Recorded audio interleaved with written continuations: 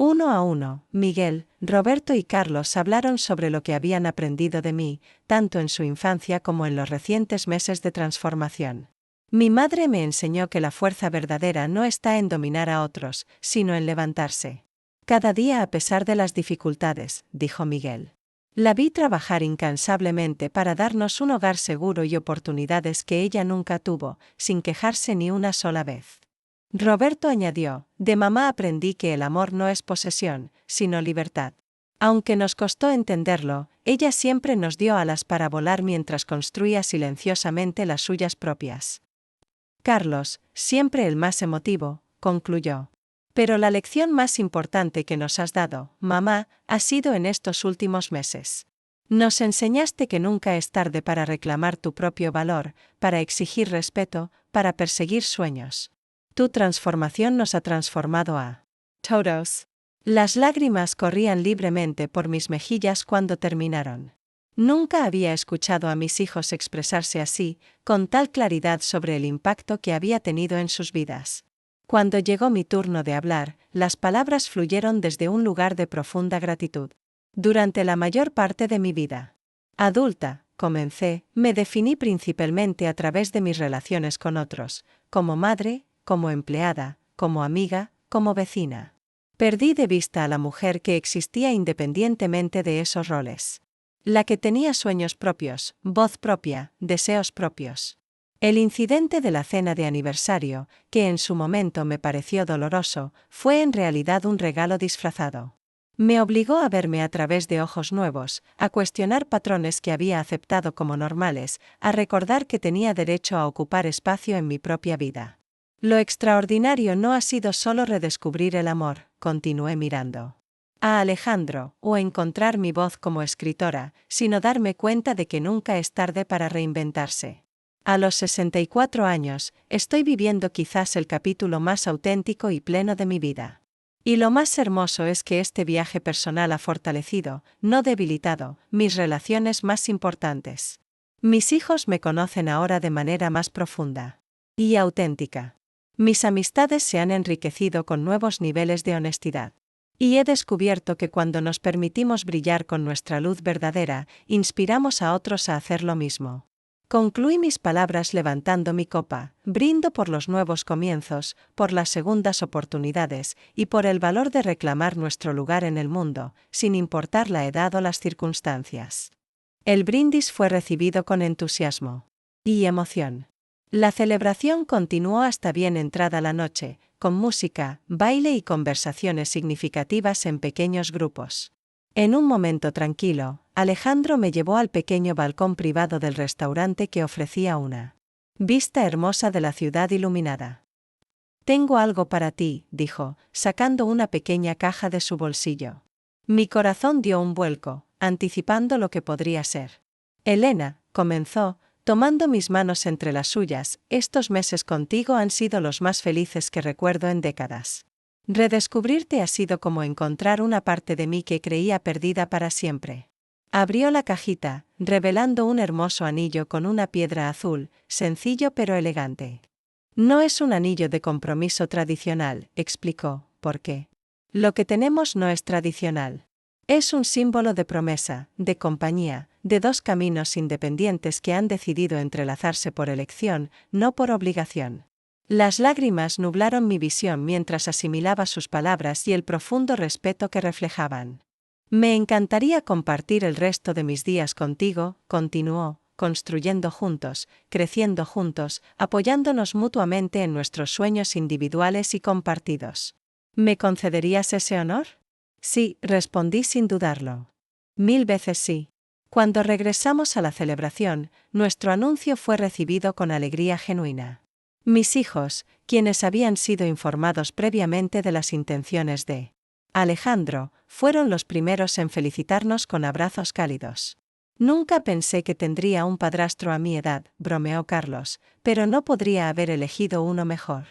Técnicamente no soy su padrastro, rió Alejandro, solo él. Hombre que ama a su madre.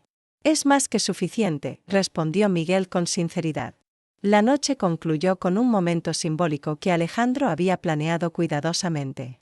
Cada invitado recibió una pequeña planta en una maceta decorativa. El jardín secreto. Explicó Alejandro, comenzó como un lugar físico donde Elena y yo compartíamos nuestros sueños juveniles. Hoy es una metáfora de esos espacios que cultivamos para nuestro crecimiento personal. Estas plantas representan los sueños que cada uno está nutriendo, los nuevos comienzos que siempre son posibles. Cuando finalmente llegamos a casa en la madrugada, agotados pero rebosantes de felicidad, Alejandro me llevó directamente al pequeño jardín trasero. Bajo la luz de la luna, me mostró un área que había preparado especialmente, un banco rodeado de plantas florales, un pequeño estanque con nenúfares, y una placa discreta que decía, el jardín secreto de Elena y Alejandro, donde los sueños florecen a cualquier edad. Para que siempre tengamos un lugar donde soñar, dijo. Suavemente.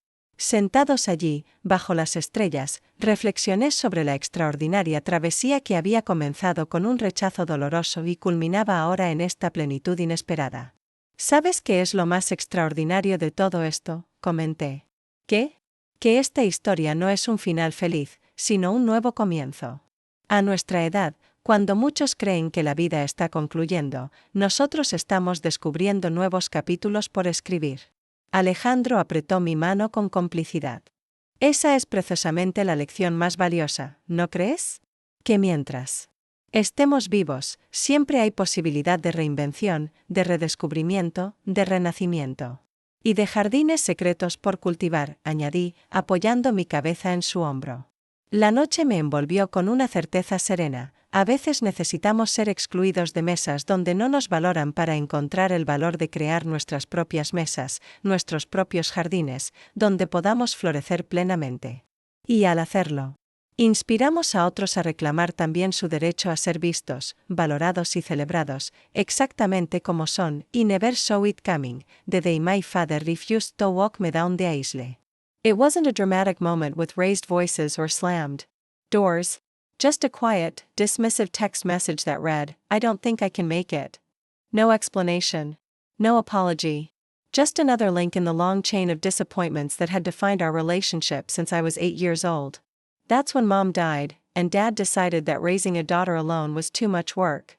Before we jump back in, tell us where you're tuning in from, and if this story touches you, make sure you're subscribed, because tomorrow, I've saved something extra special for you. Growing up as Olivia Bennett meant understanding early that I would never be a priority in my father's life. Robert Bennett was a respected surgeon with careful hands that saved lives but never quite figured out how to hold his daughter when she cried. After Mom's cancer took her, something in him changed, hardened like concrete setting around his heart. The warmth that once filled our home evaporated, replaced by a chill that no amount of trying could thaw. I still remember the first time I realized I would always come second. It was my 9th birthday, just 7 months after Mom passed. Dad had promised a small celebration, nothing extravagant, just cake and maybe a movie. I'd spent weeks looking forward to those few hours of normalcy, of feeling like we were still a family. When the day came, I sat at our kitchen table in my favorite purple dress, the one Mom had bought me, waiting. The minutes ticked by into hours. The cake I'd helped our housekeeper Maria bake sat untouched, candles unlit. When he finally walked through the door at 9:30 that night, his face showed no recognition of what day it was. Emergency surgery, he said flatly, not meeting my eyes as he headed straight for his study. No apology. No belated happy birthday. Just the quiet click of his office door locking behind him. I blew out unlit candles in the dark kitchen and went to bed, learning my first lesson in invisibility. It wasn't that he was cruel, that might have been easier to understand. He was absent, distracted, a ghost drifting through our large, empty house. His career always came first, the patients, the research, the conferences. I learned to schedule my life around his absences rather than hope for his presence. When I made honor roll in 6th grade, I didn't even bother showing him the certificate. When I had my first heartbreak at 15, it was Maria who made me hot chocolate and listened as I cried. When I graduated high school as valedictorian, he sat in the back row, left before my speech, and later said he had an important call. Each moment stacked like bricks, building a wall between us, a wall I eventually stopped trying to climb. I adapted. I became fiercely independent, determined to need nothing from the man who had so little to give. I worked after-school jobs, saved for college, built my own support system of friends who became the family I chose. I stopped waiting for him to notice my achievements or soothe my disappointments. I learned to be my own cheerleader, my own comfort, my own parent in many ways. College was my escape. I chose State University, not the prestigious medical school legacy admission he'd assumed I'd take. Bennett women have been doctors for 3 generations, he'd said, one of the rare times he'd actually voiced disappointment in me. It was the first time I'd heard him reference Mom since her funeral, and something about that made me even more determined to forge my own path. I'm not going to be a doctor, I told him firmly. I'm studying education. I want to teach. The look on his face, a mixture of confusion and what I recognized as disdain, should have hurt more than it did. But by then, I'd built enough of myself outside his shadow that his disapproval felt distant, like thunder from a storm passing miles away. State University became my sanctuary. I thrived in my classes, made lifelong friends, and for the first time, felt like I was building a life that was truly mine. The distance helped, both physical and emotional. Our communication dwindled to obligatory holiday calls and the occasional email about practical matters. I came home less and less, and he never once asked me to visit more often. It was during my senior year that I met James. Unlike the chaotic, dramatic relationships of my early college years, what grew between us was steady, comfortable, and deep. He was studying architectural design, creative, passionate, and wonderfully present in a way I'd never experienced before. He noticed things, how I took my coffee, which songs made me smile, the way I twisted my hair when I was nervous. He showed up when he said he would. He listened, really listened, when I spoke. The first time I brought him home to meet my father was Thanksgiving of our senior year. Dad was civil but distant, asking surface-level questions about James's studies and future plans without really listening to the answers. After dinner, he retreated to his study as usual, leaving us alone in the living room. "So that's Robert Bennett," James said quietly after my father left. "He's exactly how you described him." "What did you expect?" I asked, clearing the dishes. My father had left behind.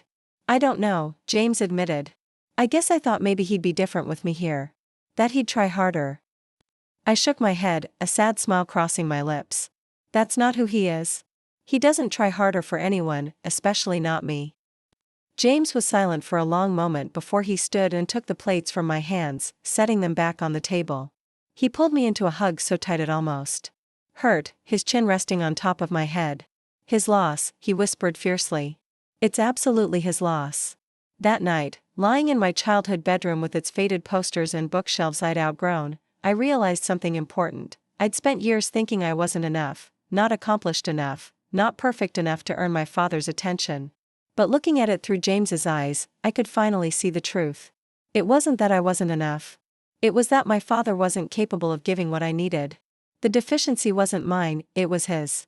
Preparing and narrating this story took us a lot of time, so if you are enjoying it, subscribe to our channel, it means a lot to us. Now back to the story.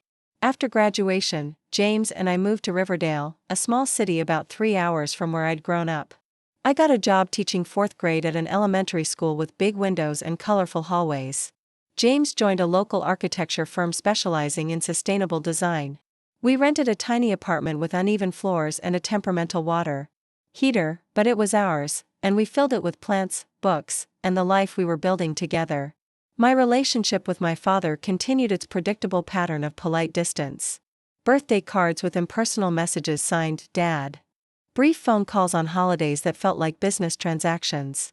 He never visited our apartment, despite my half-hearted invitations. I never expected him to accept, and he never disappointed that expectation. When James proposed on a rainy Sunday morning in our kitchen, no grand gesture, just a quiet question. While we made pancakes in our pajamas, my first thought wasn't about white dresses or venues. It was the sudden, unwelcome realization that a wedding meant facing the question of my father's role in it.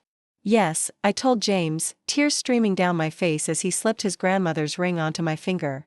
1,000 times yes. Later that night, after we'd called his parents who screamed with joy over the phone, I sat on our bed staring at my own phone, my father's contact information glowing on the screen. James sat beside me, his hand warm on my back.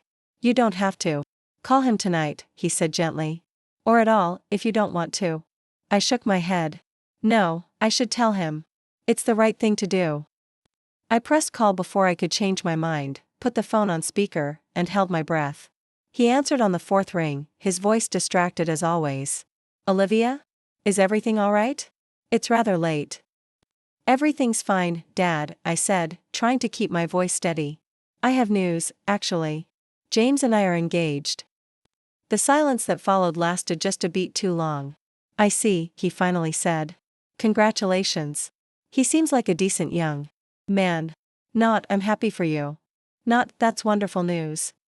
Just a clinical assessment of James's character as if reviewing a job applicant. Thanks, I replied, the single word feeling inadequate but all I could manage. Will you be having a long engagement? He asked, his tone suggesting he was already thinking about scheduling conflicts. We haven't decided yet, I answered truthfully. We're just enjoying the moment right now. Well, keep me informed about the date, he said. I'll need to arrange coverage at the hospital. Of course, I said automatically, though something inside me deflated at his response. No questions. About a ring, or how James had proposed, or if I was happy. Just logistics. Is there anything else? He asked after another uncomfortable silence. No, I said quietly. That's all. Good night, Dad. Good night, Olivia. I ended the call and set the phone down carefully, as if it might shatter. James pulled me against his chest without a word. And I closed my eyes, letting his heartbeat drown out the echo of my father's disinterest. I don't know why I expected anything different, I whispered. Because you're his daughter, and somewhere deep down, you still hope he'll be the father you deserve, James answered, his voice vibrating against my cheek. There's nothing wrong with that hope, Liv. It's one of the things I love about you. Your capacity to hope, even when it hurts.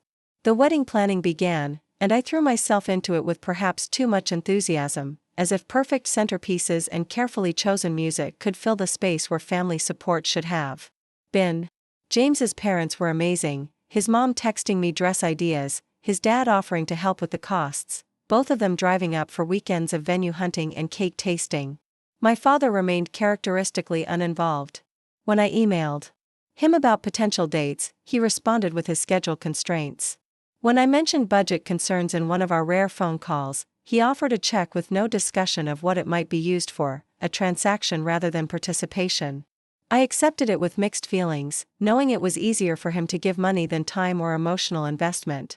3 months into our engagement, I found myself facing the question I'd been avoiding: who would walk me down the aisle? The traditional choice was obvious but felt hollow. Having my father perform this symbolic role when he'd been absent for so much of my life seemed like play acting, a performance for the benefit of wedding guests rather than a meaningful moment. During one of our planning sessions, James's mother Catherine gently broached the subject. Have you thought about who will give you away, dear? She asked, her kind eyes watching me carefully. I've been thinking about it, I admitted, setting down my coffee mug. I'm just not sure I want anyone to give me away. I've been making my own decisions for so long, it feels strange to suddenly play into this tradition. Catherine nodded thoughtfully. You know, traditions can be wonderful, but they're also meant to evolve. This is your wedding, Olivia. It should reflect your reality, not some picture-perfect fantasy. That night, I made a decision. I would ask my father to walk me down the aisle, not because I expected him to embrace the role with sudden fatherly enthusiasm, but because, despite everything, he was still my father. I would offer him the chance to be present for this important moment, and whatever his response, I would accept it and move forward with my plans. I called him on a Tuesday evening, catching him just as he was leaving the hospital according to the background noises I could hear. Dad, I wanted to ask you something about the wedding, I said after our usual perfunctory greetings. Of course, he replied, the sound of his car door closing punctuating his words. I took a deep breath. Would you walk me down the aisle? It's okay if you don't want to, I added quickly. I just wanted to ask. Again, that pause that had become so familiar in our conversations. That's traditionally the father's role, isn't it? He finally said, his tone unreadable. Yes, I agreed. But only if you're comfortable with it. I'll be there, Olivia, he said after another moment. If that's what you want. It wasn't the enthusiastic response some daughters might have received, but it was better than I'd expected. Thank you, I said, relief coloring my voice. It would mean a lot to me. We discussed a few more wedding details, the date now firmly set for June 15th, the venue booked, the guest count estimated. The conversation was easier after crossing the hurdle of the aisle question, and when we hung up, I felt a small spark of hope that perhaps this wedding might bring some healing to our fractured relationship. The months flew by in a whirlwind of decisions and deposits, dress fittings, and flower selections. Dad and I spoke occasionally about wedding details, his responses always polite but detached. He sent the promised check for his contribution to the costs, attended none of the pre-wedding events, and remained a distant figure in the process. Still, I held on to the hope that on the actual day, something might change. 2 weeks before the wedding, everything was coming together beautifully. The RSVPs had been counted, the seating chart finalized, the last-minute details addressed. I was at school, helping my fourth graders with their end-of-year projects when my phone buzzed with a text message. I waited until my lunch break to check it, expecting a question from the florist or another excited message from James's mom. Instead, I saw my father's name on the screen, and beneath it, words that made my stomach drop. I don't think I can make it to the wedding. Emergency medical conference in Boston that weekend. Sorry for the late notice. I stared at the phone, reading and rereading the message as if the words might rearrange themselves into something less painful. A text message. After all these years, after promising to walk me down the aisle, he was canceling via text message 2 weeks before my wedding. I stepped out of the teacher's lounge into the empty hallway, my back against the cool cinderblock wall as I tried to steady my breathing. Part of me wanted to call him immediately, to demand an explanation or beg him to reconsider. Another part, the part that had been protecting me from his disappointments for years, knew it would make no difference. Instead, I typed a response with shaking fingers. I understand. Take care. 3 words that conveyed nothing of the hurt and anger churning inside me, but what was the point? He'd made his choice, as he always had. I made it through the rest of the school day on autopilot, smiling and helping my students while feeling completely disconnected from my body. When the final bell rang, I packed up my things methodically, drove home in silence, and walked into our apartment where James was working from home that day. One look at my face told him something was wrong. Liv? What happened? I handed him my phone with the message still displayed on the screen. His expression shifted from confusion to disbelief to anger as he read it. A text message, he said incredulously. He cancels on your wedding with a text message about a conference? I sank onto our couch, suddenly exhausted. Classic Robert Bennett, I said, aiming for humor but hearing the crack in my voice. At least he's consistent. James sat beside me, taking my hands in his. I'm so sorry, Liv. I know you were hoping that he'd suddenly become a different person. I finished for him, a tear escaping despite my efforts to hold it back. I should have known better. This is who he's always been. Do you want me to talk to him? James offered, the protective edge in his voice both touching and unnecessary. I shook my head. No. There's no point. He's made his decision, and nothing we say will change it. I wiped away the tear with the back of my hand. I need to figure out what to do about the ceremony now. That night, as James slept beside me, I lay awake staring at the ceiling, replaying years of disappointments and absences. The missed recitals and parent-teacher conferences. The empty chair at graduation. The birthdays acknowledged with cards but never celebrated. And now, the wedding he wouldn't attend. Something crystallized in me that night, not a dramatic revelation, but a quiet acceptance. I had spent so many years making excuses for him, blaming his grief over my mother, his demanding career, his emotional limitations. I had shouldered the responsibility for our broken relationship as if it were mine to fix. But it never had been. In the gentle darkness of our bedroom, with James's steady breathing beside me, I finally let go of the hope that my father would ever be who I needed him to be. And in that letting go, I found not despair, but a strange, sad freedom. The next morning, I called Maria, our former housekeeper who had been more of a parent to me than my father ever was. She had retired years ago but we had stayed in touch, her weekly calls and birthday packages a constant in my life when little else was. Oh, Mija, she said when I told her about my father's text. Her voice, still carrying the gentle accent of her native Colombia, was warm with concern. I am so sorry. I'm okay, Maria, I assured her, and was surprised to find it wasn't entirely a lie. I just need to figure out who will walk me down the aisle now. What about walking by yourself, she suggested. You have always been so strong, so independent. I considered it. Maybe. But I also like the symbolism of being accompanied, of not facing this big moment alone. Then choose someone who has truly been there for you, Maria said simply. Someone who deserves to stand beside you. After we hung up, I sat at our kitchen table with a cup of coffee, thinking about Maria's advice. Who had truly been there? For me? Who had earned the right to stand beside me on my wedding day? The answer came to me suddenly, so obvious I almost laughed. I picked up my phone and dialed a number I knew by heart. Principal Davis speaking, came the familiar voice. Ellen, it's Olivia Bennett, I said, smiling despite everything. I have an unusual favor to ask you. Ellen Davis had been my principal for the last 3 years at Riverdale Elementary.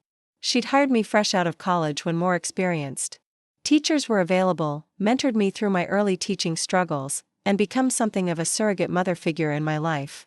At 58, with silver-streaked dark hair and a no-nonsense attitude balanced by genuine warmth, she commanded respect while giving it freely in return. You want me to walk you down the aisle? She asked, surprise evident in her voice. After I explained my situation. Yes, I said firmly. You've been more of a parental figure to me than my actual father in many ways. You've guided me, supported me, believed in me. That's what this tradition is supposed to represent, right?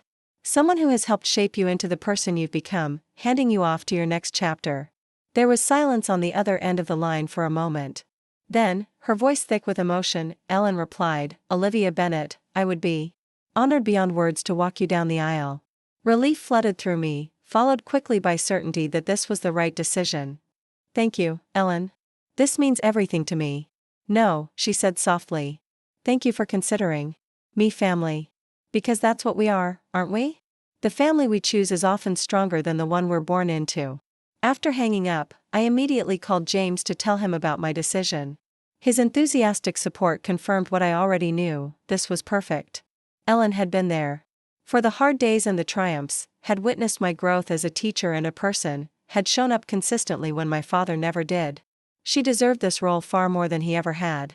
The next 12 days passed in a blur of final preparations. I had one brief exchange with my father, an email where he attached his conference schedule as if to prove he wasn't simply avoiding my wedding. I replied with polite acknowledgement and didn't mention that I'd found someone else to walk me down the aisle. Some petty part of me wanted it to be a surprise, wanted him to hear about it from someone else if he ever bothered to ask. The day before the wedding, James and I hosted a casual welcome dinner for our out-of-town guests at our favorite local restaurant. Ellen came, mixing easily with James's family and our friends, her confident presence and quick wit making her an instant hit with everyone.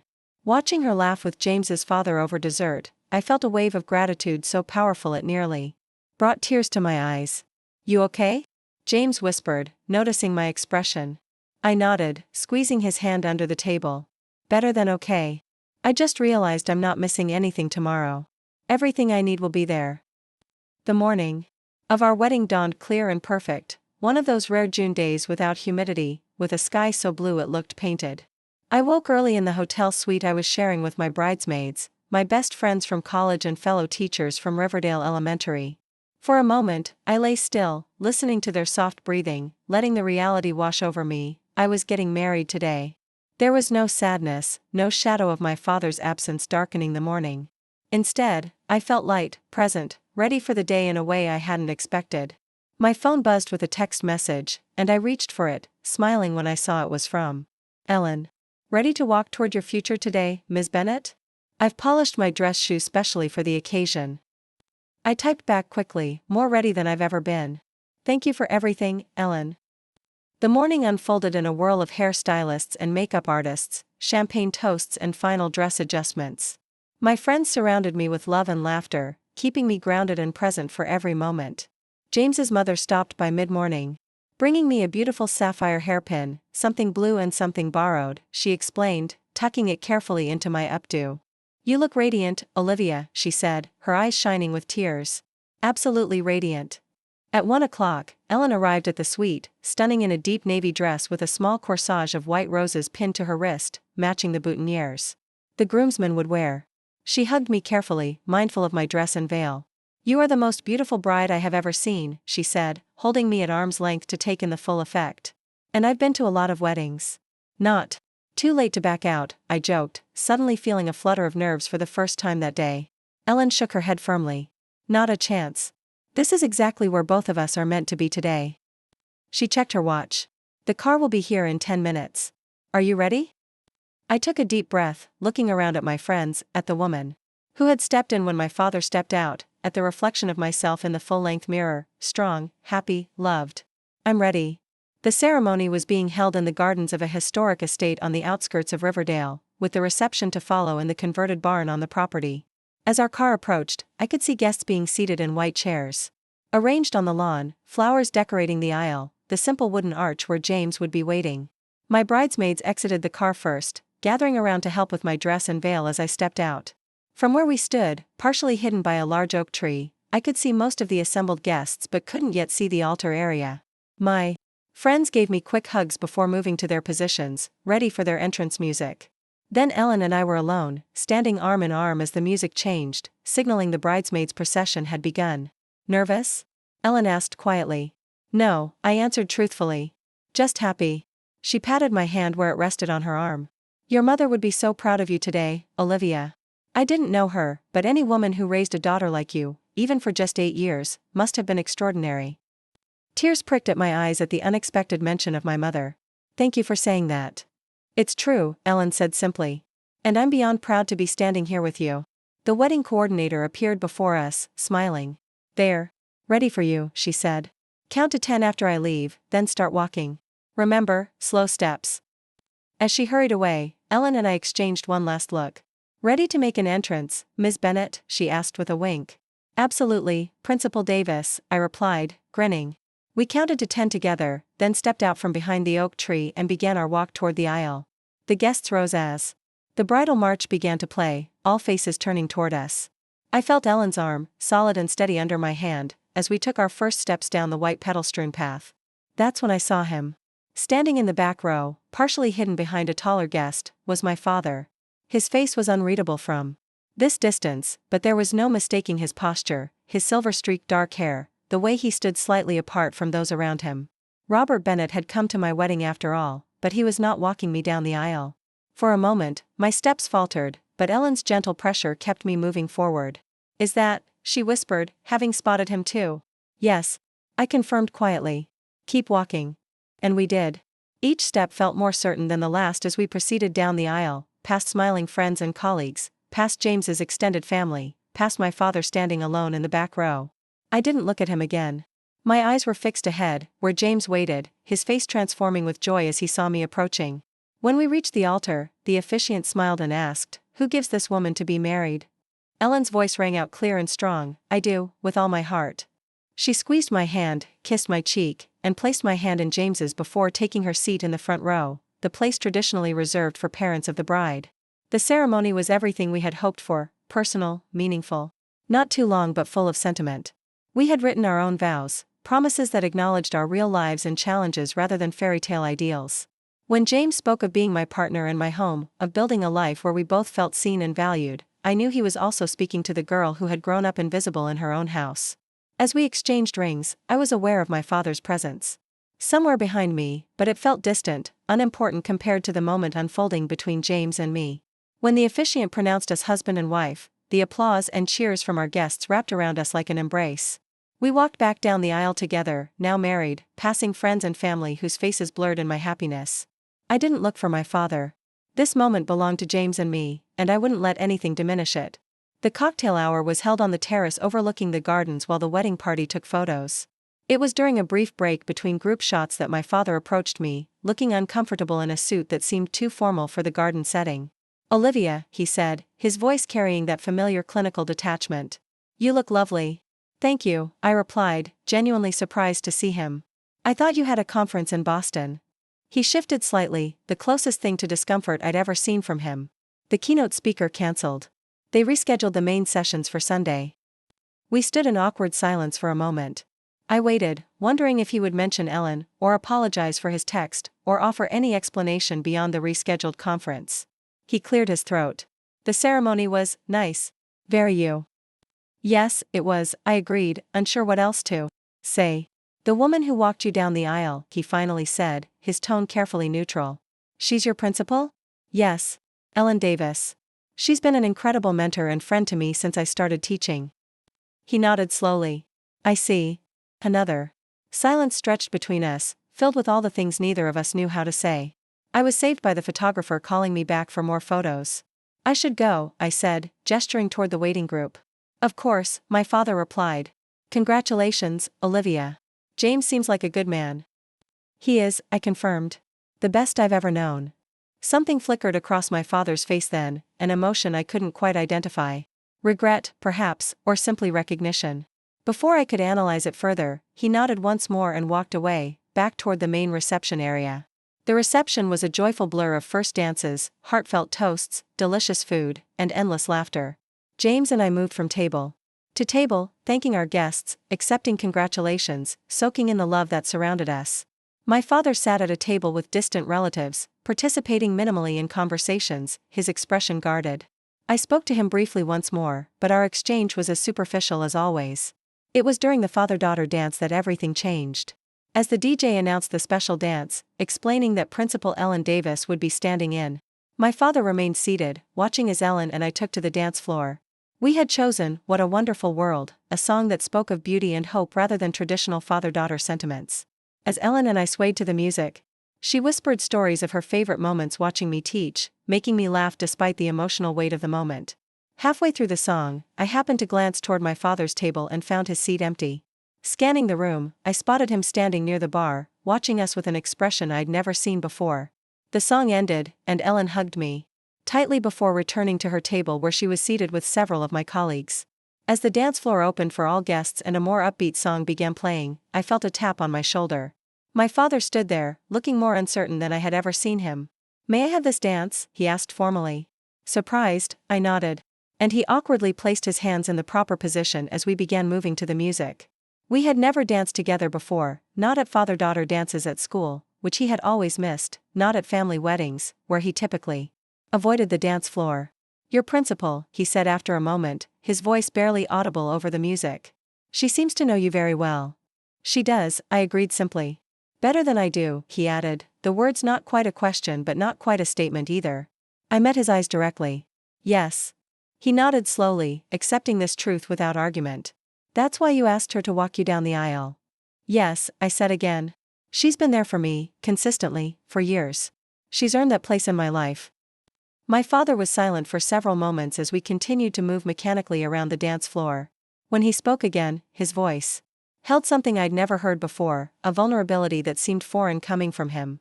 When your mother died, he said haltingly, I didn't know how to be both parents. I didn't even know how to be one. Medicine made sense to me, clear problems, clear solutions.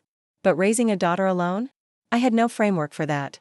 I didn't need both parents, I replied quietly. I just needed the one I had left to be present. He flinched slightly at that, but nodded. I know. I failed at that. I told myself I was providing for you, securing your future by focusing on my career. But that was an excuse. The song was ending, the final notes fading away, but we remained where we stood as other couples moved around us. Why did you come today? I asked, the question that had been in my mind since I first saw him standing in the back row. After saying you couldn't make it? He looked away briefly, then back at me. I realized that missing your wedding was crossing a line I couldn't uncross. That some absences can't be explained away with work or schedules. He paused. And I wanted to see you happy. I am happy, I told him, no anger in my voice, just simple truth. I've built a good life. With or without your participation in it. I can see that, he said softly. You're stronger than I ever was, Olivia. Your mother would be proud of who you've become. The DJ announced the cake cutting was about to begin, saving us from the weight of the moment. As we moved off the dance floor, my father hesitated, then said, Your principal, Ellen, she said something when she gave you away. With all my heart. I don't think I've done anything with all my heart since your mother died. Before I could respond, James appeared at my side, smiling but with a questioning look in his eyes, checking if I was okay. I squeezed his hand reassuringly. We're about to cut the cake, James told my father politely. Would you like to watch? My father nodded. Yes, I would. Thank you. As the three of us walked toward the cake display, I felt a strange sense of clarity wash over me. My father's presence at my wedding hadn't magically healed our broken relationship. His dance and halting almost apology hadn't erased years of absence and disappointment. But something had shifted, not dramatically, but perceptibly. A door.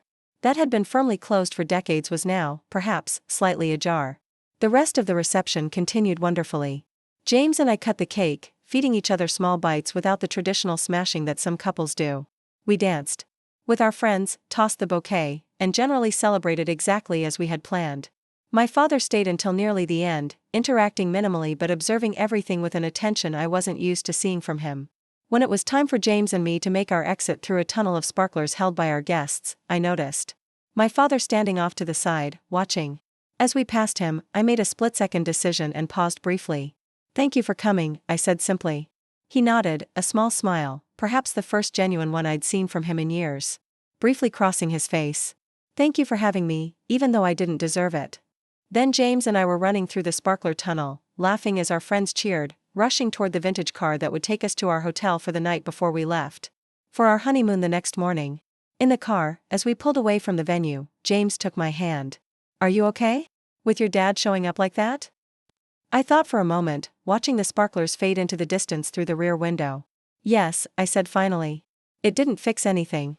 One day doesn't erase a lifetime. But, James prompted gently. "But maybe it's a start," I said. "Or maybe it's just closure. Either way, I'm at peace with it." James smiled, lifting my hand to kiss it. "You amaze me, you know that? Your capacity for grace is extraordinary." I leaned my head against his shoulder, feeling the weight of the day, the emotions, the conversations, the dancing, settling into a profound contentment. "It's not about forgiving him for his sake," I explained. "It's about not carrying that weight anymore. I spent so many years wondering why I wasn't enough for him to stay, to be present, to care. Today I finally understood, it was never about me. It was always about him, his limitations, his choices. And you had Ellen there instead," James added. "Someone who chose to be present for you." "Exactly," I said, smiling at the memory of Ellen's clear voice saying "I do," with all my heart. I realized something important today. Family isn't just who you're born to. It's who shows up. It's who stays. It's who sees you, really sees you, and loves you anyway. James wrapped his arm around me, pulling me closer as the car continued down the darkened road. "To chosen family," he said softly. I closed my eyes, feeling the steady beat of his heart against my cheek. "To chosen family," I echoed. "And to new beginnings." Our honeymoon in Costa Rica was like stepping into another world, lush rainforests, pristine beaches, and days where our only responsibility was to each other. For 2 weeks, we hiked to waterfalls, spotted colorful toucans, lounged in natural hot springs, and fell asleep to the sound of gentle rain on our bungalow roof. Far from wedding planning and family complications, I felt myself fully exhale for perhaps the first time in years. One evening, as we sat on our private porch watching the sunset paint the sky in impossible colors, James asked me a question that caught me off guard. "Do you think you and your dad will have a relationship moving forward? After what happened at the wedding?" I took a sip of my wine, considering. "I honestly don't know. That was probably the most vulnerable conversation we've ever had, but that's a pretty low bar." I watched a scarlet macaw fly across the darkening sky. "I'm not holding my breath for a dramatic transformation. People don't usually change fundamentally at his age." James nodded thoughtfully. "True. But sometimes they can surprise you." "Maybe," I conceded. "But I've learned it's better not to expect it. That way, I'm not disappointed." He reached over and took my hand. "That's fair. Whatever happens or doesn't happen with him, you know I'm in your corner." I smiled, leaning over to kiss him. "I know. And that's worth more than anything." We returned home to Riverdale tanned, rested, and ready to start our married life together. Our tiny apartment welcomed us back with its familiar creaky floors and temperamental water heater. There was something deeply comforting about returning to our own space, making coffee in our own kitchen, sleeping in our own bed after weeks away. The day after our return, a package arrived, a wedding gift from my father. Inside the carefully wrapped box was a silver photo frame holding a picture I'd never seen before, my mother in a hospital bed, cradling newborn me in her arms, my father standing beside them, looking younger and happier than I'd ever seen him. On a small card enclosed with the frame, he had written simply, "The happiest day of our lives." "Dad," I sat on our couch, staring at the photo for a long time. It was like looking at strangers, this radiant woman with my eyes, this smiling man I barely recognized as my father. Yet it was undeniably us, a family unit that had existed so briefly before being shattered by my mother's illness and death. "What do you make of this?" I asked James when he came home from work and found me still sitting with the photo. He studied it carefully.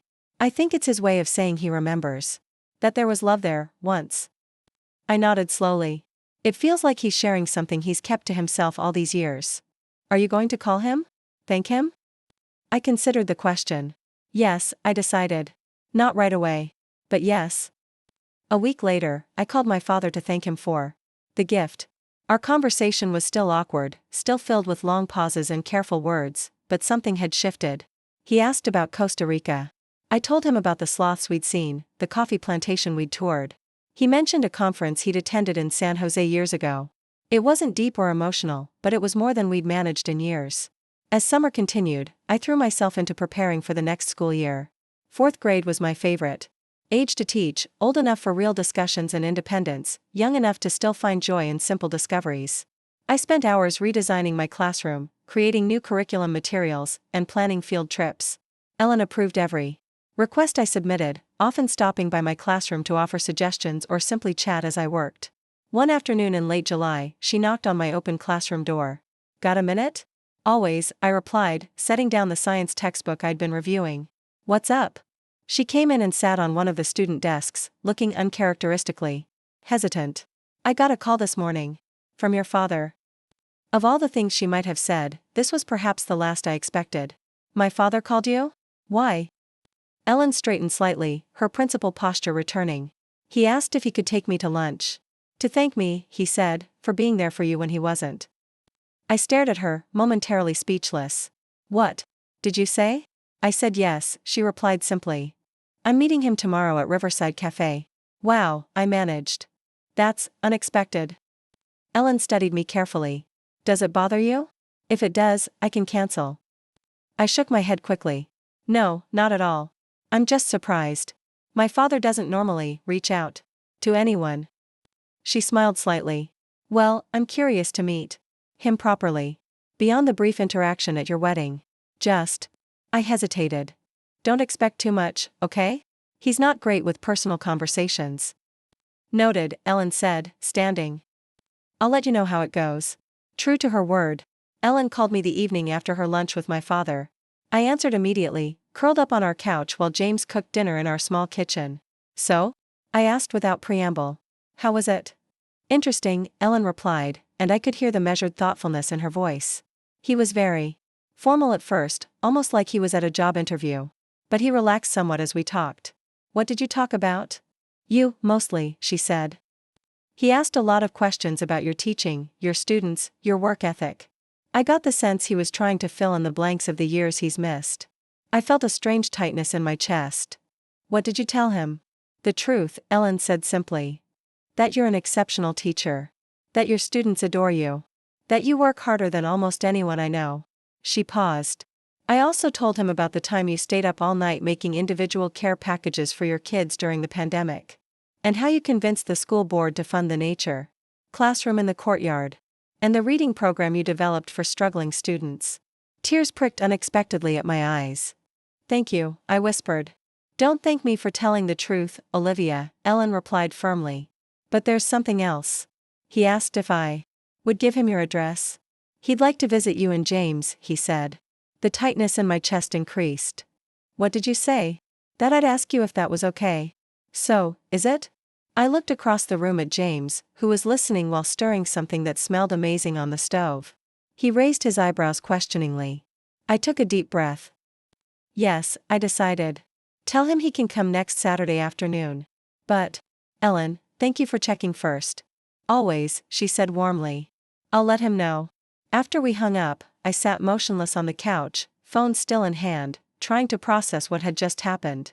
James came over and sat beside me, placing a gentle hand on my knee. You okay with this? He asked quietly. I nodded slowly. I think so.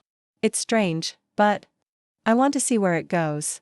Then we'll face it together, James said simply, squeezing my knee before standing.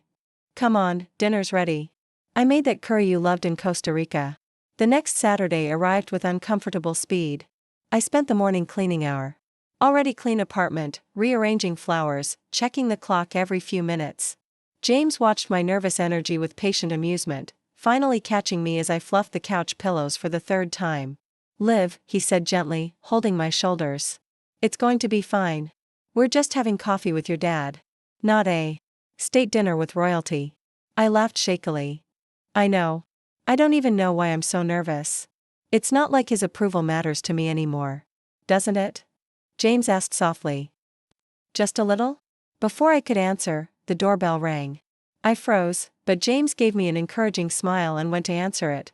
My father stood in the doorway, looking oddly diminished outside the context of hospitals and formal events. He held a small gift bag and a bakery box, and his eyes darted around our apartment as James invited him in. Dr. Bennett, James greeted him warmly. Welcome to our home. Please, call me Robert, my father replied, his voice carrying that clinical tone I knew so well, though there was a hint of uncertainty beneath it now. I brought pastries from Magnolia Bakery. And something for the apartment. He handed the box to James and turned to me, extending the gift bag. I took it with a smile that felt stiff on my face. Thank you for inviting me, he said formally. Thank you for coming, I replied, equally formal. Please, sit down. I'll make coffee. I escaped to the kitchen, grateful for the moment to collect myself. As I prepared the coffee, I could hear James making polite conversation in the living room, asking my father about his drive from the city, commenting on the recent weather. My father's responses were brief but not curt. He was trying, in his way. When I returned with a tray of coffee and the pastries arranged on a plate, they were discussing James's latest architectural project, a community center being built in a formerly industrial area of Riverdale. It's designed to be net zero energy, James was explaining. Solar panels, rainwater collection, passive heating and cooling. The city is using it as a pilot for future municipal buildings. My father looked genuinely interested. Impressive. Is that your specialty? Sustainable design? James nodded. It's becoming a larger part of our firm's work. There's growing demand, especially for public buildings. I set the tray on the coffee table and took a seat beside James, across from my father. As I poured the coffee, my father reached for the gift bag I had set aside. Perhaps you'd like to open this now, he suggested, pushing it toward me. Inside the bag was a small potted orchid, its white blooms elegant against dark green leaves. Not a typical housewarming gift, but beautiful. Your mother loved orchids, my father said quietly. She kept them all over the house. I thought you might like one. Something about the simple statement, the rare mention of my mother, the knowledge he'd shared, felt significant. It's beautiful, I said sincerely. Thank you. An awkward silence fell as we all sipped our coffee. Finally, my father set his cup down carefully and cleared his throat. I had lunch with Ellen Davis last week, he began. I nodded. She told me. She's quite remarkable, he continued. Very insightful about education. And about you. He paused, seeming to choose his words carefully. She helped me understand some things I've been missing. I waited, unsure where he was going with this. She told me about your teaching philosophy, he went on. About how you believe every child deserves to be seen and heard. How you make sure no student feels invisible in your classroom. He met my eyes directly. I couldn't help but wonder if that came from your own experience of feeling invisible. The directness of the statement, so unlike my father's usual careful deflections, caught me off guard. James's hand found mine, a silent support. Maybe, I acknowledged quietly. I know what it's like to be overlooked. I don't want any child to feel that way. My father nodded slowly. I've been doing a lot of thinking since your wedding. About the kind of father I've been. The kind of father I haven't been. He looked down at his hands. I've been seeing someone. A therapist. This was so unexpected that I nearly spilled my coffee. My father, Robert Bennett, M.D., Ph.D., renowned surgeon who believed psychology was a soft science, was seeing a therapist? That's great, I managed, trying to hide my shock. It was overdue, he said simply. I've spent decades using work to avoid dealing with losing your mother. And in the process, I lost you too. He looked up, his expression more open than I'd ever seen it. I'm not saying this to make excuses. Or to ask for forgiveness I haven't earned. I just wanted you to know that I'm trying to understand. To do better, even at this late stage. I didn't know how to respond to this version of my father, vulnerable, reflective, almost humble. It was like meeting a stranger who wore a familiar face. Thank you for telling me, I said finally. That can't have been easy for you. He gave a small, rueful smile. It wasn't. It isn't. But seeing you at your wedding, happy, supported, surrounded by people who clearly love you, made me realize what I've been missing. What I've been hiding from. James spoke up, his voice gentle but direct. What are you hoping for, Robert? From your relationship with Olivia going forward? My father considered the question with the seriousness it deserved. I don't expect to make up for lost time. That's not possible. But I would like to know my daughter as she is now. If she's willing. He looked at me uncertainly. Perhaps we could have dinner occasionally. Or speak on the phone more regularly. Whatever you're comfortable with. I felt a complex swirl of emotions, caution, hope, lingering hurt, cautious optimism. I think we could try that, I said carefully. Dinner once in a while. Phone calls. Small steps. Relief crossed his face. Small steps, he agreed. Thank you. The conversation shifted to lighter topics after that, my upcoming school year. James's projects, neutral subjects that carried less emotional weight. By the time my father left 2 hours later, the atmosphere had relaxed considerably. We weren't suddenly a close-knit family, but we'd taken a tentative step toward something new. At the door, my father hesitated, then surprised me with a brief, awkward hug, our first physical contact in years. Thank you for today, he said quietly. It means more than I can express. After he left, James and I sat on the couch in silence for a few minutes, processing what had just happened. What are you thinking? James finally asked. I leaned my head against his shoulder, considering the question. I'm thinking that people can surprise you. Even at 65 years old. Are you okay with trying? With him? I nodded slowly. I think so. With boundaries. With realistic expectations. I looked at the orchid my father had brought, its delicate blooms resilient despite their fragile appearance. And with the understanding that I'm not doing it alone anymore. I have you. I have Ellen. I have friends who've become family. Whatever happens with my father doesn't define me the way it once did. James pressed a kiss to my forehead. I'm proud of you, you know. For being willing to open that door again, even after everything. It's not about forgiving and forgetting, I clarified. It's about choosing not to be defined by old wounds. About giving both of us the chance to be more than our worst mistakes and deepest hurts. The following weeks brought small but noticeable changes. My father called every Sunday evening, brief conversations at first, gradually becoming longer and more comfortable. He sent articles he thought might interest me, asked questions about my teaching, remembered details I'd shared in previous calls. I remained cautiously optimistic, protective of my heart but willing to see where this new chapter might lead. School began again in September, bringing the wonderful chaos of 22 new fourth graders into my life. I loved the beginning of each school year, learning new names and personalities, establishing classroom routines, watching as a random collection of kids gradually became a community. One Tuesday afternoon in late September, I was helping my students with a science experiment when Ellen appeared at my classroom door, accompanied by my father. I nearly dropped the beaker I was holding. Dr. Bennett is here for Career Day, Ellen explained smoothly, though Career Day wasn't scheduled until November. I thought your class might enjoy hearing from a surgeon. My father stood awkwardly in the doorway, holding what appeared to be demonstration materials, models and diagrams suitable for children. He had clearly prepared for this. Of course, I said, recovering quickly. We'd love that. Class, can we thank Mrs. Jenkins for monitoring your experiment, and welcome Dr. Bennett? My students, always excited for a break in routine, eagerly cleared their desks and gathered in the meeting area. I introduced my father as Dr. Bennett, a heart surgeon from the city, not mentioning our relationship. To my surprise, my father was excellent with the children. He had brought a realistic heart model that opened to show the chambers, simple diagrams of the circulatory system, and even stethoscopes for the kids to use to listen to their own heartbeats. He explained complex concepts in terms they could understand, answered their endless questions with patience, and even made them laugh with stories of unusual objects he'd removed from patients' bodies over the years. I watched from the side of the room, a strange feeling growing in my chest. This animated, engaged man seemed so different from the distant father I'd known. Had he always had this capacity for warmth and connection, just buried beneath grief and emotional walls? Or was this truly a new development, the result of his therapy, his efforts to change? When the bell rang signaling the end of the day, my students groaned in disappointment. They surrounded my father, asking last questions, thanking him for the demonstration. He handled their enthusiasm with surprising grace, promising to return for the official career day with even more interesting medical tools to show them. As the children filed out to meet their parents, my father helped me clean up the materials. That was really good, I told him honestly.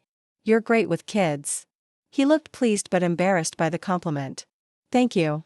I was nervous. They'd be bored. I laughed. Fourth graders are never bored by gross medical stories and the chance to play with scientific equipment. We continued tidying in companionable silence for a moment before he spoke again. Ellen suggested this. Said it might be good for me to see your world. She was right. I made a mental note to thank Ellen later. The kids loved it. You should see what James does for Career Day. He brings materials for them to design and build model structures. Last year they created a whole miniature city. Perhaps next time, he and I could coordinate, my father suggested tentatively. Something about how buildings can promote health, hospital design, or healing spaces. The casual mention of next time, the easy way he referenced future collaboration with James, felt significant.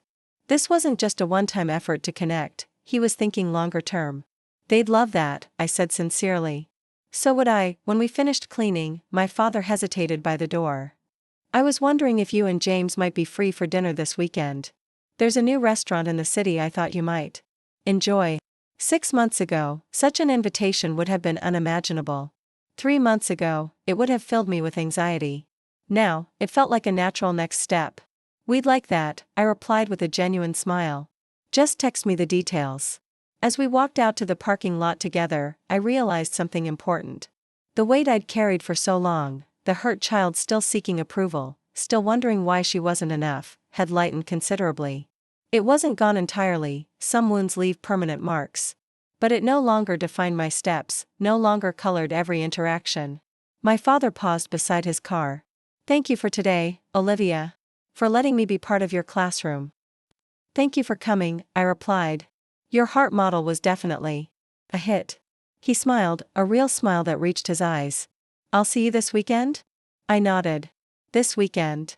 As I watched him drive away, I felt a sense of peace settle over me. Not because everything was suddenly perfect or because all the past hurts had magically healed. But because I had learned, perhaps the most important lesson of my life, that we can choose our own path forward, even when we can't change where we've been. The father who had refused to walk me down the aisle was making halting, imperfect attempts to walk beside me now. And I was choosing, day by day, to make space for that possibility while keeping my boundaries intact. Not out of obligation or desperate hope, but from a place of strength and self-worth that no one, not even he, could take away from me again. 2 years passed with small, steady steps forward. Monthly dinners became bi-weekly. Stiff, formal conversations gave way to more genuine exchanges. My father attended school functions, holiday gatherings, even a weekend hiking trip with James. And me.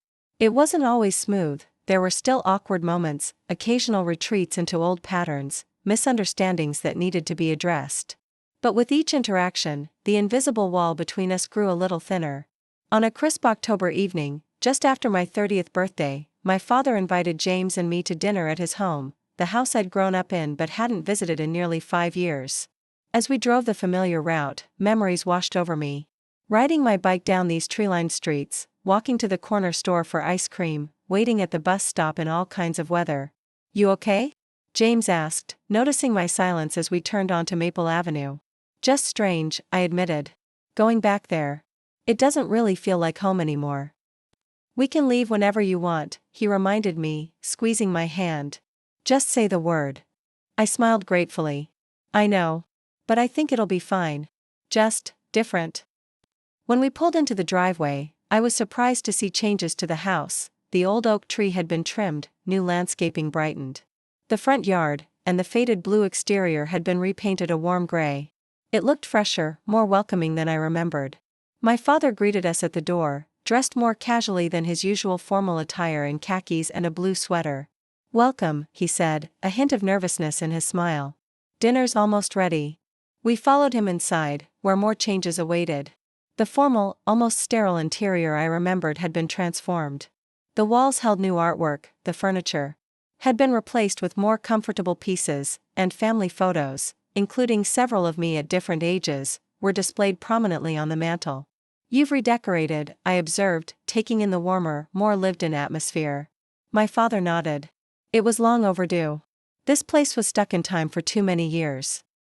He hesitated, then added, "Maria helped me. She has excellent taste." "Maria?" I asked, surprised. "Our old housekeeper? She's been helping me a few days a week again," he explained. "She retired from full-time work years ago, but she's been advising me on making this place more welcoming." The kitchen, too, had been updated with new appliances and brighter lighting. My father moved around it with unexpected comfort, checking something in the oven, adjusting the temperature on a pot simmering on the stove. "Can I help with anything?" I offered. "Actually, yes," he replied. "There's wine breathing in the dining room. Would you mind filling glasses while I finish up here?" As I headed to the dining room, I was struck by how normal this felt, helping prepare for dinner in my childhood home, my father cooking in the kitchen, James chatting with him about a medical conference he'd recently attended. It was the kind of ordinary family moment I'd craved throughout my childhood. The dining room, like the rest of the house, had been refreshed. The intimidating formal table had been replaced with a smaller, warmer wood piece. The chandelier I remembered had given way to more contemporary lighting. And the china cabinet now displayed what I recognized with a jolt as my mother's favorite dishes, delicate blue and white porcelain that had been packed away since her death. My father appeared in the doorway, carrying a serving dish. "I thought we could use your mother's china tonight," he said, noticing my gaze. It seemed right, somehow. "It's been years since I've seen these," I said softly, running a finger along the edge of a plate. "I'd almost forgotten what they looked like." He nodded. "I kept everything packed away for too long. As if using her things would somehow make the loss more real." He set the dish down carefully. "My therapist calls it complicated grief. When mourning becomes frozen in time instead of evolving naturally." The clinical term, so typical of my father, made me smile slightly. Even in his emotional growth, he found comfort in medical terminology. Dinner was surprisingly pleasant, a delicious meal of roasted salmon, asparagus, and lemon risotto that my father had prepared himself. We talked about my school year, James's latest project designing affordable housing units, my father's reduced surgery schedule as he transitioned toward teaching medical students more and operating less. As we finished dessert, a store-bought but excellent tiramisu, my father cleared his throat in a way that signaled he had something important to say. "I asked you both here tonight for a specific reason," he began, setting down his coffee cup carefully. "I've been doing a lot of reflecting, especially after seeing how you've created your own home together.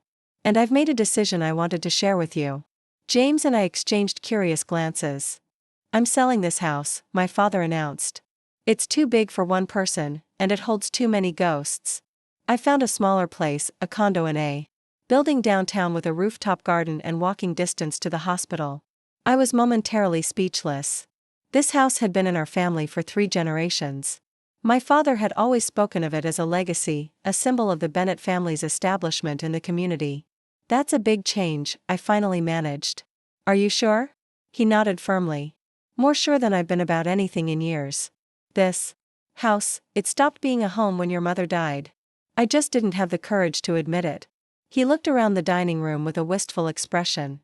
"We both deserve to live in places that feel like home, not monuments to the past." "When would you move?" James asked. "The condo will be ready next month. I've already started packing non-essentials." He hesitated, then continued, "But before I sell, there's something else I wanted to discuss with you, Olivia." He stood and walked to the sideboard, opening a drawer and removing a large envelope. Returning to the table, he placed it in front of me. "What's this?" I asked, not reaching for it yet. "Your mother left letters," he said quietly. "One for each milestone she thought she might miss. Your high school graduation. Your 21st birthday. Your wedding." His voice caught slightly. "She asked me to give them to you when the time came. I didn't. I kept them locked away, along with so much else." My hands trembled as I finally reached for the envelope. Inside were several smaller envelopes, each labeled in my mother's handwriting that I barely remembered: for Olivia's high school graduation, for Olivia's 21st birthday, for Olivia's wedding day, for Olivia when she becomes a mother. Tears filled my eyes as I traced her handwriting with my fingertip. "Why now?" I whispered. "Why not before?" My father's expression was filled with regret. Because I was selfish. Because reading them meant acknowledging she was really gone. Because. He paused, struggling visibly. Because in some twisted way, I thought keeping them gave me control over the grief. As if I could decide when and how her voice would be heard. I looked at the wedding envelope, dated more than 2 years too late. I should have had this on my wedding day. Yes, my father agreed simply. You should have. There's no excuse I can offer that would be adequate. I can only give them to you now and ask for your forgiveness. James's hand found mine under the table, a silent support as I processed this revelation. Letters from my mother, words she'd written knowing she wouldn't be there to speak them, carefully preserved thoughts for the daughter she wouldn't see grow up. It was a gift beyond measure, and one that had been withheld for decades. Can I read them now? I asked, my voice small. Of course, my father said, standing. James and I will clear the dishes. Take all the time you need. I took the envelopes to the living room, curling up in a corner of the sofa. With shaking hands, I opened the earliest one first, for Olivia's high school graduation. My darling Olivia, if you're reading this, I've missed seeing you in your cap and gown, missed hearing your name called as you walk across the stage. I'm so sorry for that, it's one of the many moments I've dreamed of sharing with you. But know this, I am unspeakably proud of you. Not just for graduating, though that's certainly an achievement, but for the person you are becoming. Even at 8 years old, I can see your determination, your kindness, your quiet strength. I know those qualities will have only grown in the years since I've been gone. High school graduation is such a threshold moment, looking back at childhood while stepping toward adulthood. I wish I could tell you in person how ready you are for what comes next. How confident I am in your ability to navigate the wider world. Your father may struggle to express his feelings, he always has, even in the best of times, but he loves you deeply. Be patient with him if you can. Grief changes people in ways they don't always recognize themselves. Follow your own path, my sweet girl. Choose the life that calls to your heart, not the one others expect. And know that wherever you go next, a piece of me goes with you, in your smile, which is mine exactly, in your laugh, in the way you tilt your head when you're thinking hard about something. I am so proud to be your mother. I always will be. All my love. Mom. Tears streamed down my face as I finished the letter. Her voice was so clear, so present in these words, it was as if she were sitting beside me, speaking directly to my heart. I opened the next envelope with trembling fingers. For nearly an hour, I read through each letter, absorbing my mother's hopes, her advice, her enduring love that had been captured in these pages and hidden away for so long. Her wedding letter spoke of partnership and patience, of building a life based on mutual respect and shared dreams. Her letter about motherhood contained wisdom about trusting my instincts and finding joy in small moments. When I finally looked up, eyes swollen from crying, I found James and my father sitting quietly on the other side of the room, giving me space while remaining present. She knew, I said softly. Somehow, she knew exactly what I would need to hear, even decades later. My father nodded, his own eyes suspiciously bright. She always understood people in a way I never could. Especially you. I carefully gathered the letters, returning them to the large envelope. Thank you for finally giving these to me. I struggled to find adequate words. They're beyond precious. There's more, my father said hesitantly. When I decided to sell the house, I started going through everything. I found boxes of your mother's things in the attic, journals, photographs, keepsakes. Things I couldn't bear to look at after she died, so I just stored them away. He gestured toward the hallway. They're all in the guest room now, organized as best I could manage. I thought you might want to go through them, take whatever you'd like. The magnitude of this offering, not just the letters but my mother's personal effects, her history, her legacy, left me momentarily speechless. After a lifetime of absence and withholding, my father was finally opening every door, sharing everything he had kept locked away. I'd like that, I finally managed. Very much. The three of us moved to the guest room, where neatly labeled boxes lined the walls: Elizabeth's college years, our wedding, Olivia's baby years, Elizabeth's jewelry, family photos. A lifetime categorized and preserved, waiting to be rediscovered. I'll leave you to look through these, my father said, stepping back toward the door. Take whatever you want. It's all yours by right. But as he turned to leave, I found myself saying, "Wait. Stay." When he looked back, surprised, I added, "I'd like to go through them with you. If that's okay." Something like relief crossed his face. "I'd like that too." For the next several hours, the three of us sat among the boxes, opening time capsules of a shared past. My father provided context for photographs I didn't remember, filled in stories behind souvenirs and keepsakes, shared memories of my mother that he had never spoken of before.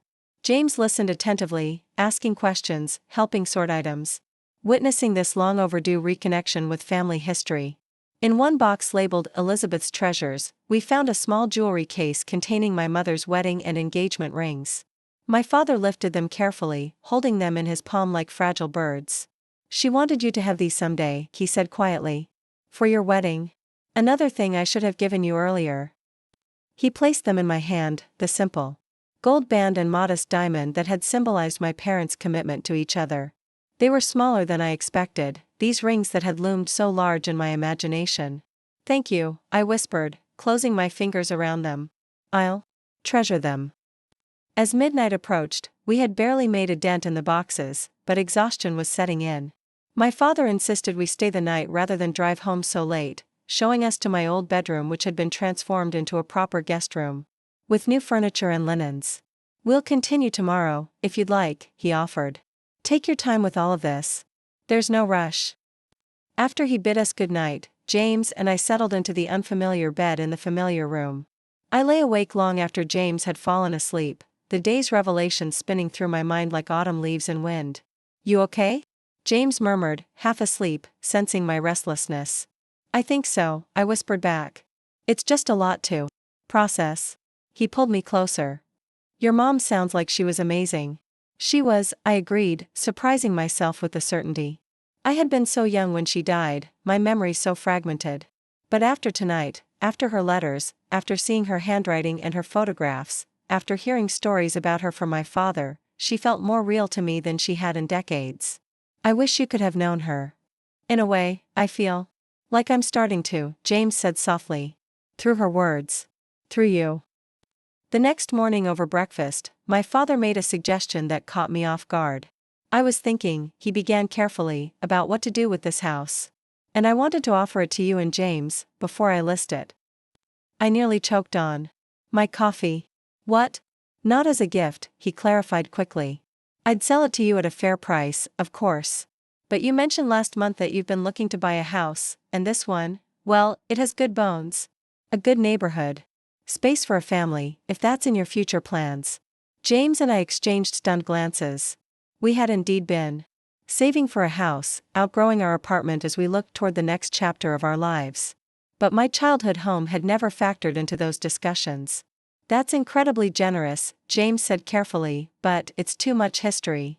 I finished for him, meeting my father's eyes. "I think we need a fresh start, our own place. But thank you for the offer." My father nodded, seeming unsurprised. "I thought you might feel that way. But I wanted you to have the option." "We do have news, though," James said, taking my hand. "We weren't going to share it quite yet, but this seems like the right moment." I smiled, knowing what he was about to say. "We're expecting," James announced. "Olivia is pregnant. You're going to be a grandfather in about 7 months."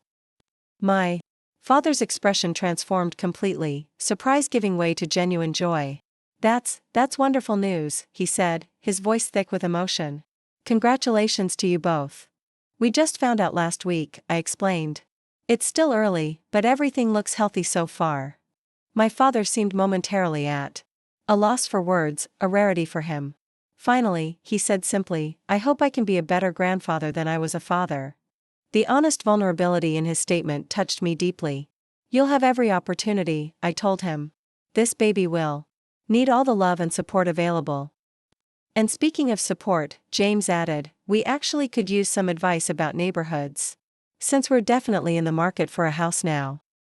And just like that, breakfast turned into an impromptu real estate discussion, with my father offering insights about school districts, property values, and family-friendly areas. His medical precision served him well here. He had statistics and data at his fingertips, along with personal observations from decades of living in the community. As we talked, I found myself studying him, the silver in his hair, the lines Around his eyes, the animated way he described a particular neighborhood he thought would be perfect for us. This engaged, helpful, emotionally present man was still a surprise to me sometimes, still a contrast to the distant father of my childhood. But people can change. Not completely, not overnight, and not without effort, but they can change. My father would never be the warm, demonstrative dad I dreamed of as a little girl. He would always be more comfortable with facts than feelings, more precise than passionate. But he had found ways to bridge the gap between us, to meet me where he could. And I had changed too. I had learned to accept what he could offer without resenting what he couldn't. I had built a life rich with chosen family while making space for the complicated relationship with my biological one. I had found strength in my own boundaries and compassion in my understanding of his limitations. Later that day, as we prepared to leave with several boxes of my mother's things carefully packed in our car, my father handed me one last envelope. "What's this?" I asked, turning it over in my hands. Unlike my mother's letters, this one was unmarked. "Something I should have written years ago," he said simply. "You can read it when you get home." The drive back to our apartment was quiet, both of us processing the emotional whirlwind of the weekend. It wasn't until we had unloaded the car and settled on our couch that I opened the envelope my father had given me. Inside was a letter written in his precise, doctor's handwriting. "Dear Olivia, words have never come easily to me, especially words of emotion. Perhaps that's why I've relied on actions, or failed to act at all, for so many years. But some things need to be said, even imperfectly. I failed you as a father. Not occasionally or partially, but consistently and fundamentally. When your mother died, I retreated into my grief and my work, leaving you to navigate your own sorrow alone. It was unforgivable, yet you have found a way to allow me back into your life with a grace I don't deserve. I want you to know that my absence was never because you weren't enough. You were always enough, bright, kind, resilient in ways that humbled me. The failure was entirely mine. I didn't know how to parent alone, and instead of learning, I withdrew. I told myself I was providing for your future by focusing on my career, but I was really hiding from the present, from the daily challenge of raising a daughter who reminded me so much of the wife I had lost. When you chose Ellen to walk you down the aisle, it broke something open in me. Seeing another person fulfill the role I should have played, not just at your wedding, but throughout your life, made me finally confront the magnitude of what I had sacrificed through my emotional cowardice. I don't expect this letter to heal the wounds of decades. Words cannot erase years of absence. But as you prepare to become a parent yourself, I wanted you to know with absolute certainty, the cycle stops here. The pattern of emotional distance that defined our relationship will not be your inheritance. You will be an extraordinary mother, Olivia. You already possess the emotional intelligence, the patience, the capacity for joy that parenthood requires. You learned those qualities not from me, but despite me, through your own resilience and through the loving mentors you wisely gathered around yourself. I hope to be a presence in your child's life, to offer whatever support you and James welcome. But I will respect your boundaries and your parenting choices without question or judgment. This is your family to shape, your legacy to create. Know that I am prouder of you than I have ever been able to express. Not because of your achievements, impressive as they are, but because of who you have become, a woman of compassion, integrity, and remarkable strength. Your mother would be so proud of the life you've built. With love and admiration, Dad. I read the letter twice, tears streaming down my face, before handing it silently to James. As he read, I placed a hand on my still flat stomach, thinking about the child growing within me, a new generation, a fresh start, unburdened by the patterns of the past. When James finished reading, he looked up with shining eyes. "Liv," he said softly. "I know," I whispered. We sat in silence for a while, letting the weight of my father's words settle around us. There was pain in his letter, and regret, but also something precious, truth. After decades of distance and deflection, he had finally spoken his truth. Acknowledged his failures, and offered not excuses but understanding. It wasn't a magical resolution. One letter couldn't heal all the wounds of my childhood. But it was a bridge, another plank laid carefully across the chasm that had separated us for so long. As the evening light filtered through our apartment windows, illuminating the boxes of my mother's treasures waiting to be explored, I felt a sense of completion I hadn't known I was seeking. Not because everything was perfect or because all hurts were healed, but because the story had found its proper shape at last. The father who had refused to walk me down the aisle had finally found the courage to walk beside me in a different way, with honesty, with humility, with hope for a future different from our past. And I had found the strength to meet him there, not out of obligation or desperate longing for approval, but from a place of wholeness and grace. Some journeys don't follow straight lines. Some healing doesn't happen in the expected order. Some relationships require rebuilding from the foundation up. But in that patient, imperfect reconstruction, something beautiful can emerge, not a perfect replica of what might have been, but something new and strong and true. And sometimes, that's enough. Sometimes, that's everything. Up next, you've got 2 more standout stories right on your screen. If this one hit the mark, you won't want to pass these up. Just click and check them out. And don't forget to subscribe and turn on the notification bell, so you don't miss any upload from us.